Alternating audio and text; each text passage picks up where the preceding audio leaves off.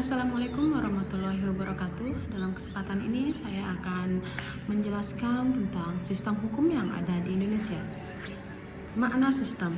Sistem ini kesatuan yang terdiri dari komponen-komponen antara satu komponen dengan komponen yang lainnya yang saling berhubungan, melengkapi dan mempengaruhi. Sifat saling berhubungan, melengkapi dan mempengaruhi adalah berpadu untuk mencapai tujuan. Sistem hukum adalah peraturan-peraturan tentang tingkah laku manusia yang dibuat oleh lembaga yang berwenang untuk ditaati, dan siapa yang melanggarnya maka akan diberikan sanksi. Dalam sistem hukum memiliki komponen, yakni komponen sistem hukum yakni peraturan, tingkah laku, pihak yang berwenang, sanksi bagi pelanggarnya. Reward dalam Islam. Penggolongan sistem hukum.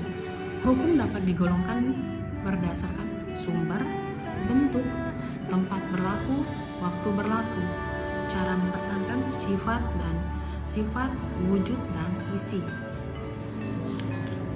Penggolongan hukum yang berdasarkan sumbernya ada hukum tertulis, hukum adat atau kebiasaan, hukum traktat atau hukum perjanjian, hukum jurisprudensi, doktrin hukum, revolusi, dan lain-lain. Sedangkan dalam bentuknya, hukum tertulis yang terkodifikasi materi terhadap TAP, MPR, Undang-Undang, Kepres, Perpu, dan Perda. Dan hukum tak tertulis dalam kata lainnya hukum adat. Penggolongan hukum berdasarkan tempat berlakunya, yakni hukum nasional, hukum internasional, hukum asing, dan hukum agama. Sedangkan penggolongan hukum dalam waktu berlakunya, yakni ada ius constitutum atau hukum positif atau tata hukum yang berlaku pada suatu waktu atau suatu kota, ius constituendum yang diharapkan berlaku pada masa mendatang, dan ada hukum asasi yang berlaku di semua waktu dan belahan dunia.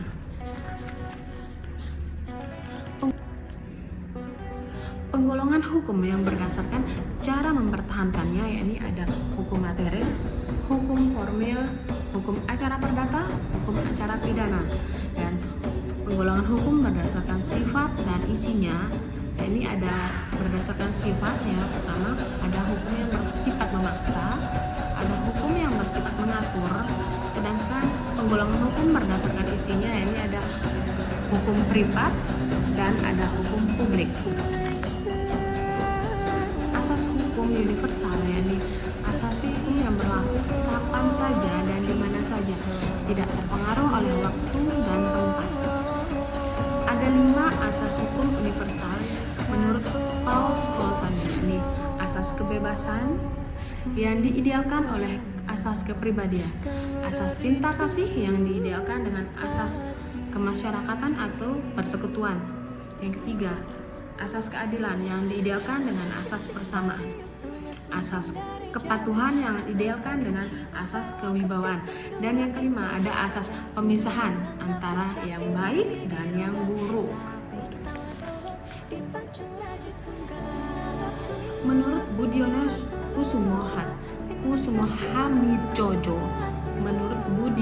Kusumo Hamijojo menyebut asas universal dengan asas aksiomatik atau rumusan atau hasil suatu pengamatan berdasarkan postulat yang tidak bisa diperdebatkan atau disebut doktrin hukum, antara lain, yakni ada ius cogens atau doktrin bahwa hukum normanya bersifat memaksa, ada pacta sunt serpanda yang berarti doktrin perjanjian harus ditaati, ada bis diedem renecit action yang secara harfiah berarti 2 kali dalam kasus tidak ada pengadilan, ada nemo iudex in causa sua, di mana ini dimaknai bahwa tidak ada orang yang boleh diadili oleh hakim yang berkepentingan. Prinsip ini didukung oleh doktrin no conflict of interest. De et udet ne eudek ultra petita partitum. Itu yang kelima, yang berarti jangan membuat hakim meminta lebih dari para pihak. Prinsip ini dimaknai bahwa pengadilan atau hakim dilarang memutus melebihi dari apa yang dimohonkan atau yang digugat. Sedangkan asas universal yang aksiomatik menurut Budiono Kusumo Hatmijojo, yang pertama ada ex euco et bono, dengan arti doktrin ini dimaknai bahwa pada prinsipnya demi keadilan pengadilan, hakim dapat memutus apa yang dipandang wajar dan adil. Yang diserahkan memutus kepadanya adalah pihak yang berperkara. Yang kedua, ada the binding power of precedent, yaitu keputusan hakim sebelumnya mengikat hakim-hakim lain dalam perkara yang sama. Itu asas khusus yang dianut dalam sistem hukum Anglo-Saxon. Ada nullum delictum nulli. Dan yang ketiga ada nullum delictum nulla quina sine praetia legi ponens, atau asas legalitas pada pasal 1 ayat 1 KUH pidana, dengan arti yaitu tidak ada perbuatan yang dapat dihukum kecuali sebelumnya ada peraturan yang mengatur sebelumnya. Asas ini hanya dianut oleh masyarakat yang telah memiliki hukum tertulis, yakni Indonesia. Dan yang keempat ada restitution in integram, yakni ketertiban dalam masyarakat haruslah dipulihkan pada keadaan yang semula. Apabila terjadi konflik, asas ini digunakan dalam masyarakat yang sederhana yang cenderung menghindari konflik dan budaya konfirmistis yang mewarnai berlakunya asas ini. Dan yang kelima ada progatisionis ponanemo patitur, yang memiliki arti tidak ada seorang pun yang dapat dihukum karena apa yang ada dalam pikirannya. Asas ini hanya berlaku pada masyarakat yang menerapkan sistem hukum sekuler.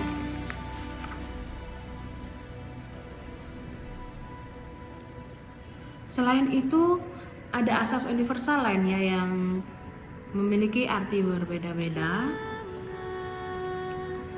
Asas universal lainnya ada equality before the law, atau kesederajatan di mata hukum. Ada lex superior derogat legi inferior, yakni hukum di bawah harus tunduk pada hukum di atasnya. Ada lex posterior derogat legi priori atau interior, yang dalam artinya dalam penafsiran hukum baru mengesampingkan hukum lama. Dan yang terakhir, lex specialis derogat legi generali, yang memiliki arti hukum yang khusus mengesampingkan hukum yang bersifat umum. Padanan asas hukum dalam hukum Islam. Jika yang dimaksud dengan asas hukum dalam ilmu hukum adalah sesuatu yang menyebabkan lahirnya norma, dalam kajian hukum Islam disebut sebagai al-dururiyat, al-khams, atau al-kulliyat al-khams. Al-dururiyat al-kham yang dimaksud di sini adalah 5 hal yang sangat dibutuhkan, sedangkan ulama usul fikih mendefinisikan sebagai 5 prinsip yang pemeliharaan eksistensinya sangat dibutuhkan manusia dan berbahaya bila diabaikan, yaitu memelihara agama, jiwa, akal, keturunan, dan memelihara harta. Prinsip-prinsip al-dururiyat al-kham yang termuat dalam seluruh aspek hukum Islam, yaitu 1. Hukum ibadah, di dalamnya mengandung penjagaan terhadap eksistensi agama. Dan yang kedua ada hukum publik, yang di dalamnya mengandung penjagaan terhadap eksistensi jiwa dan akal. Dan yang ketiga ada hukum privat, yang di dalamnya mengandung penjagaan terhadap eksistensi harta dan keturunan. Demikian sekilas tentang sistem hukum yang ada di Indonesia. Saya Sumiati, semoga bermanfaat. Wabillahi taufiq wal hidayah. Assalamualaikum warahmatullahi wabarakatuh. So welcome to Wonderland, Indonesia, the sacred Nusantara.